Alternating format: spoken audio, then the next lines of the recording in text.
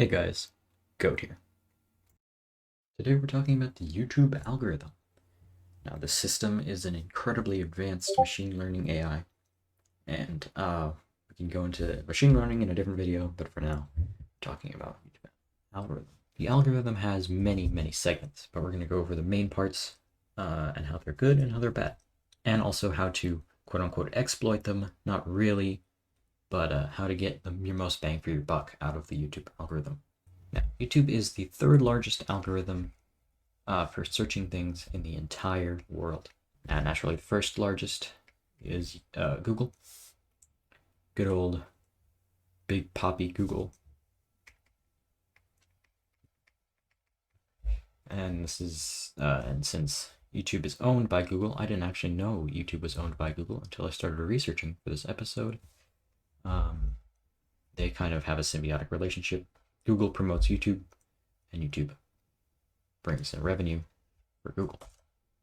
Different videos on YouTube are ranked by many categories, whether or not they're made for children, whether or not they're what like thumbnails they have.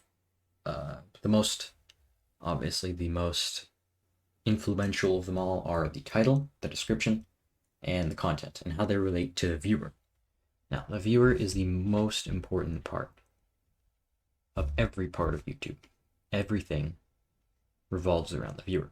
Everything revolves around you. So if you ever feel lonely, just know YouTube loves you because you give them money.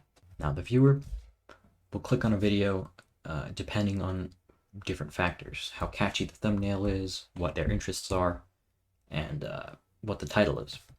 And so therefore, YouTube recommends them videos they are likely to click on because they want to maximize the amount of time you spend on their platform to maximize their ad revenue.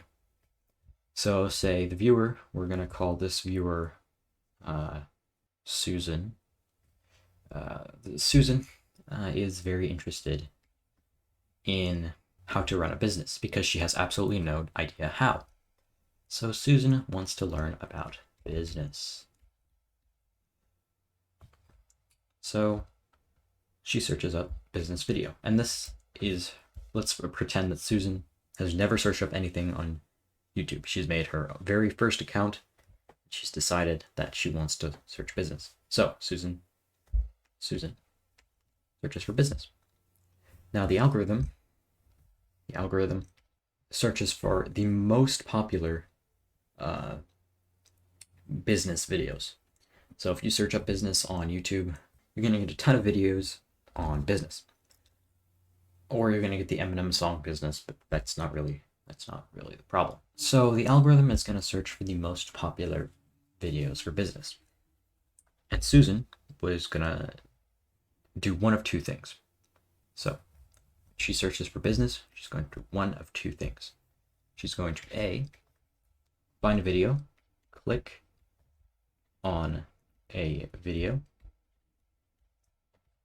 Say she finds a nice business video that she likes, and she decides that she wants to learn from it. Now, that's all good and well. Susan is now learning about business. Or she can do B. B. She can decide to not click and instead search up a more detailed query. So say she goes from business and she searches for say online business, because she doesn't know how to run an online business. And now she can do one of two things. She can either click on a video, or she can revert back to B and not click on a video, at which point the algorithm will decide that she doesn't want to see online business videos or just regular business videos. So it's going to look for other videos of that category, of the specific category that she's looking for. So you're going to get videos that are more tailored to your experience, and this is because of the algorithm. And this is a very good thing because it keeps you engaged, it keeps the algorithm engaged because it's letting the YouTube make ad revenue off of you. And it's great. This is a good use of an algorithm. Good use of the algorithm. Now we're going to go into some things that are not a good use of the algorithm. And for this, we're going to make a new page because it's just so much stuff. And I found out about this beautiful text feature that Medibang Paint Pro supports. So now we're using that. Alrighty. So page 2. First off, this is a good use of the algorithm. And now we're going into a bad use. And boy, is there a lot of bad stuff. So a couple of years ago, I think 2012 or 2011, an ex-YouTube employee called Guillaume Cheslow. And I'm obviously saying that wrong because I am so uncultured. Very sorry, but cool name, bro. You did a good job on making this algorithm. So, Geo, I'm gonna call him Geo. Geo came out and said back in 2011 or 2012 when he started developing or finished developing the prototype for the YouTube algorithm, he saw that a lot of the searches would go to quote unquote fringe content. Now this could be sexual content or stuff that's generally not accepted anymore. As Michael Reeves put it, nothing short of cracking a baby in the head with a brick could get you demonetized. But fringe content, in the sense that it was conspiracy theories. If you think of Alex Jones, Joe Rogan, kind of, I think, people like that, flat earthers, conspiracy theorists, people that think Trump that won the election, and so on. So fringe content, conspiracy. And this was because it emitted emotion. The YouTube algorithm was taking people's emotions, and exploiting them. As awful as it sounds, this artificial intelligent machine learning robot was exploiting emotions to make people into cash cows. Now, it's obviously not as bad as that, but studies show that anger, sadness, and distress can cause you to be more focused and more interested in a topic. For instance, if you get angry at a post on, I don't know, say Twitter, you're more likely to respond to that post. In this case, emotions will make you click on more videos, and that will give more ad revenue.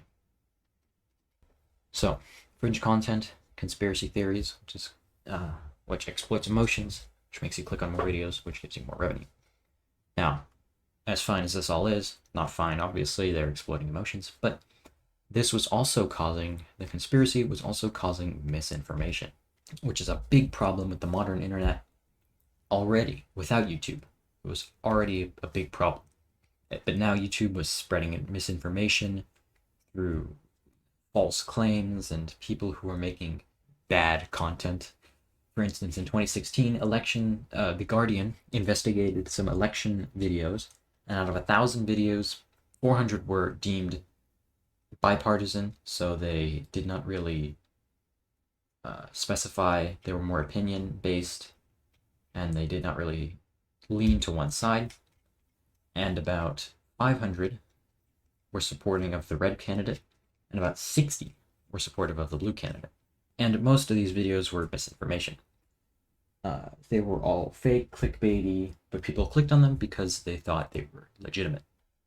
Misinformation, which led to more misinformation, which basically doubled back on itself, boomeranged onto itself, which caused more conspiracies, which caused more misinformation. So this is a self-contained bubble of disgusting goop.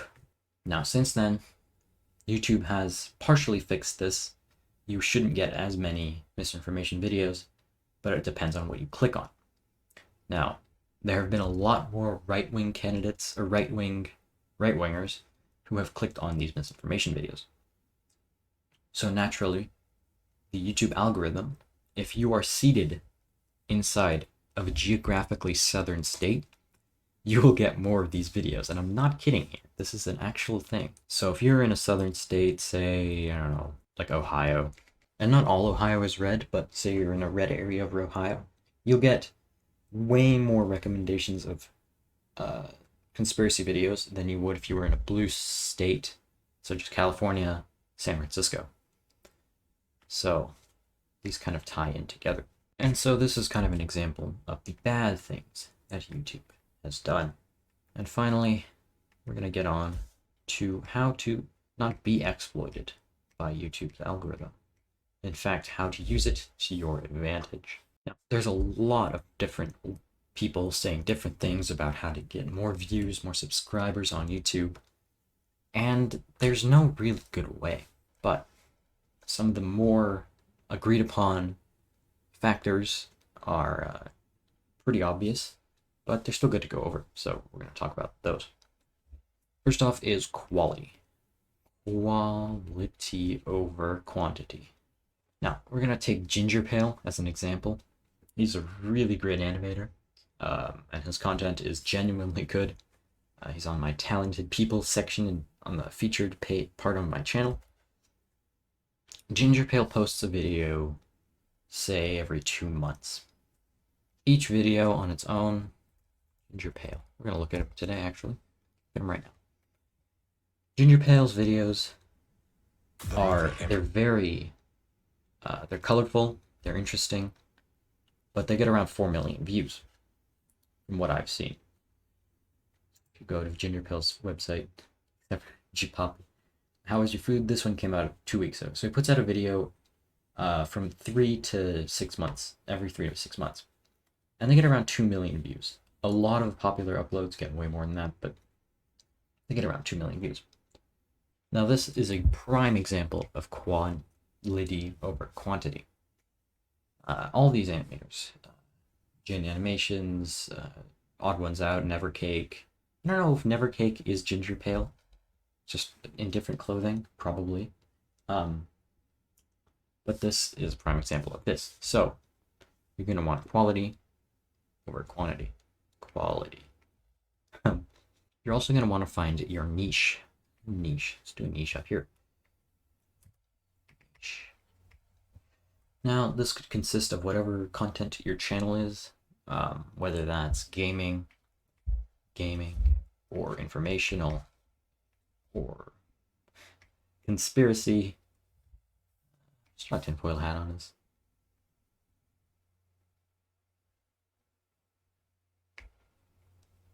There we go. Beautiful. Gorgeous. Amazing. There we are. Conspiracy. Now, nicheism, I don't know if that's the way to say it, but it's a way to get yourself recognized in a community, rather than splitting yourself out so thinly that you can't make content about everything. Tying into the quality versus quantity, publishing is very variant. It really depends on what kind of channel you have. Gaming videos, they come out way more often, but these normally have a higher click-through rate. Conspiracy theory videos, I don't know, I don't watch those. Informational videos, such as Kurzgesagt, which I have over here, those publish semi-frequently. I'd say about around 3 months recently, since they're cooped up inside doing nothing but work. They post every 3 months. Hey guys, post it and go here. They don't post every 3 months, they post every month. My bad, just keep it in mind. But I think they get around 10 million views. And this is because their quality is exceptional. This is they're basically like Dora the Explorer, except actually interesting. They're every 3 months, they get around 10 million views. And this is over time. So this is published depending on what kind of channel you are. Again, with the quality versus quantity, you're going to want entertaining. Entertaining videos, that comes as an obvious statement, but you want to keep them entertaining the entire time. If you want a higher, that's what the click-through rate is, if someone watches the entire video, or if they skip around and look at different points of the video. Keeping all this in mind, YouTube's algorithm is solely based on viewer retention. They want you to watch as many videos as possible, basically until your eyes burn out. Their main goal is ad revenue. taking some of these steps into account will get your video recommended more so that you can gain more ad revenue and more viewership, which in turn will get you recommended more. And this comes back to the awful algorithm. Just some of the bad parts of YouTube. It recommends things that are already popular to you in hopes of keeping you interested. For instance, I watch a lot of animation videos because animation is something I can't do, but I think it's a really fascinating thing because it takes so much time to make so little content, but it's just so good if you do it right. So instead of recommending me to smaller animators, I get recommended to people like Jaden Animations and the odd ones out. And this is fine for me, but for those smaller creators that don't have 9 or 10 million subscribers, this is a problem because they're not getting recommended as much. Now, YouTube is trying to fix this by doing a Twitch-esque platform, but that doesn't work because video is out constantly and it's not changing like Twitch stream. Actually, a great example of this is Jackpop. If you've ever seen Bully Busters, we're the Bully Busters. We eat straight rocks. If you bully someone, we'll knock off your socks. Bully Busters is by Jackpop, who has around 50,000 subscribers. This boy is incredibly talented, and his content is A+.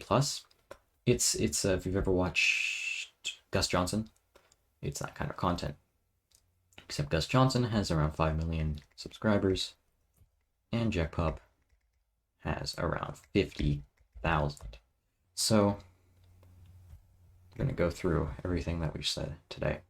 YouTube algorithm is the third largest search site on the entire world. First is Google. Google owns YouTube. YouTube gives revenue to Google.